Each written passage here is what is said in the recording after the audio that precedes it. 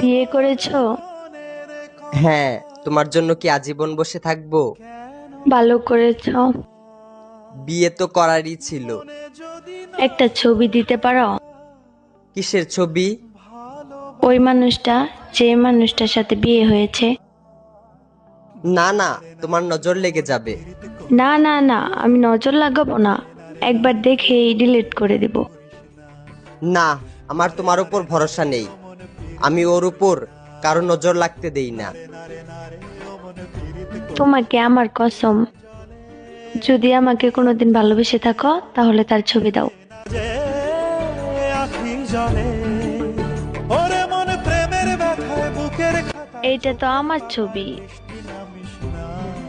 তোমার পর আমার জীবনে আর ভালোবাসাই আসে নাই।